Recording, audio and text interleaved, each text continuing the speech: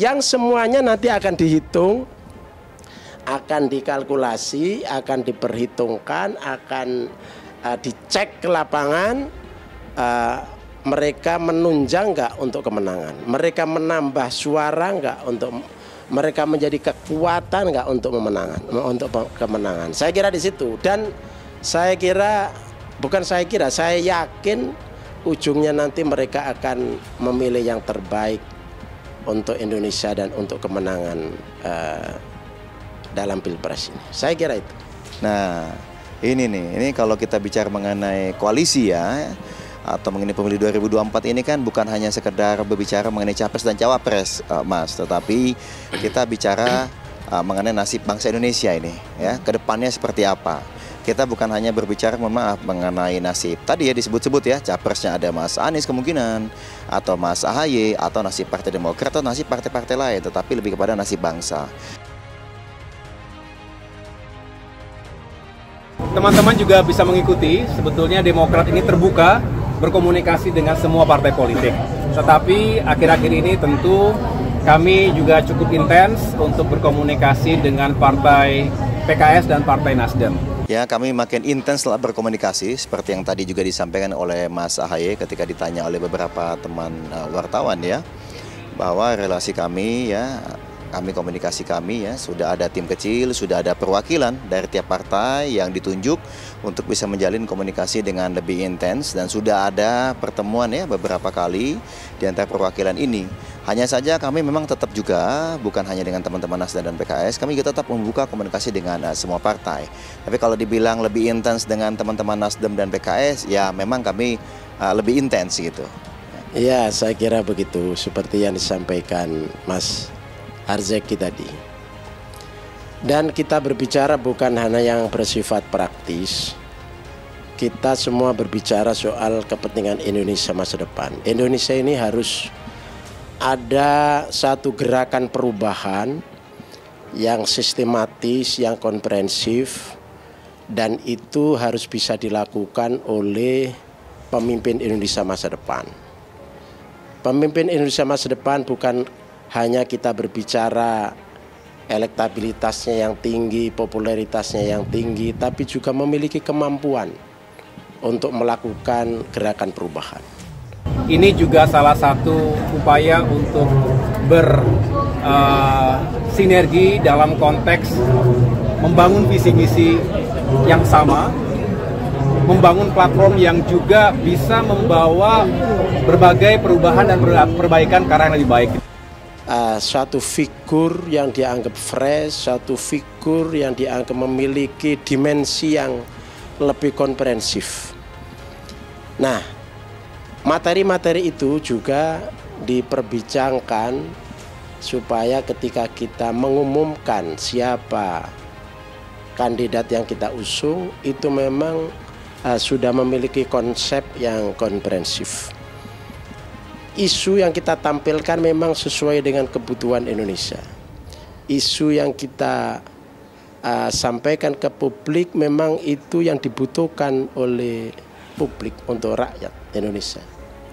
Dan itu semua kerangkanya adalah gerakan perubahan untuk Indonesia yang lebih baik. Tentu hanya bisa berjuang sekuat tenaga untuk kembali bangkit. Paling tidak kami berupaya untuk kembali masuk berada pada papan atas. Dari hari ke hari pembicaraan itu makin mengarah, makin substantif, makin ada persamaan-persamaan di antara kami ya.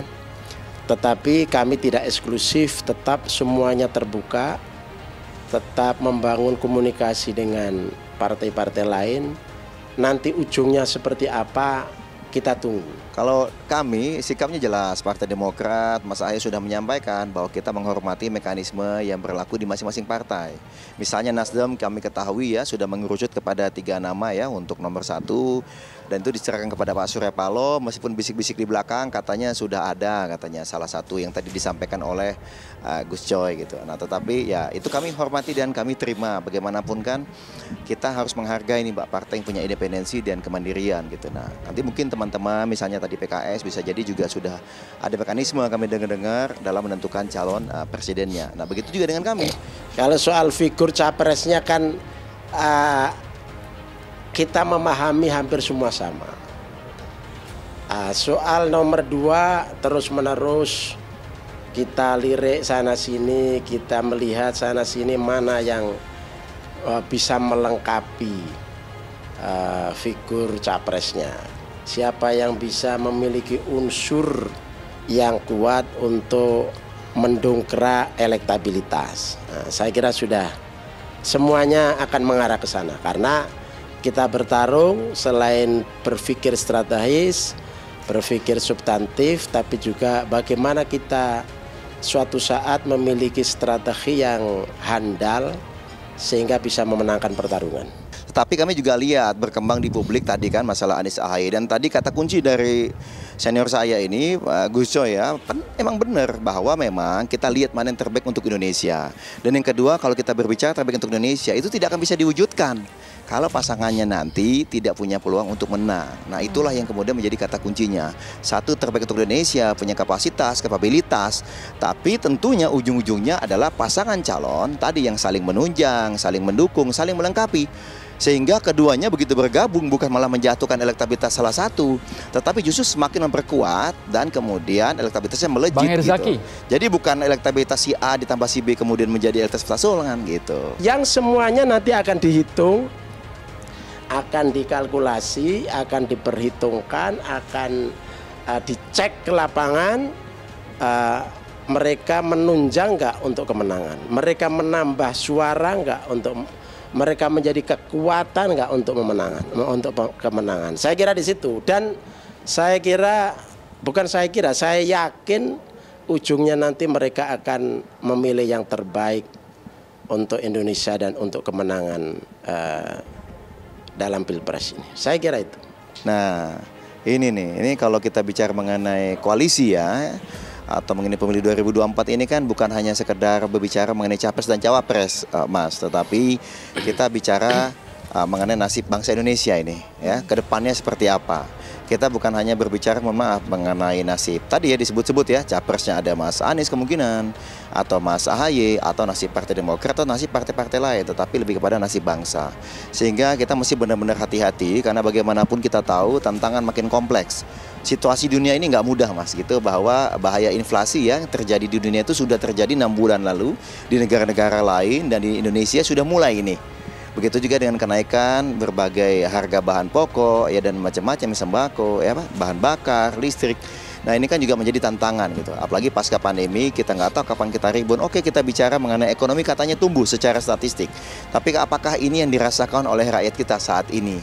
Kenyataannya pada saat kami keliling Indonesia ya, banyak sekali aspirasi dari masyarakat yang menginginkan ada perbaikan nasib mereka. Mereka menginginkan perubahan dan perbaikan. Nah disinilah kami mesti benar-benar harus mendalami gitu ya, mana koalisi yang pas untuk Indonesia 2024 nanti gitu.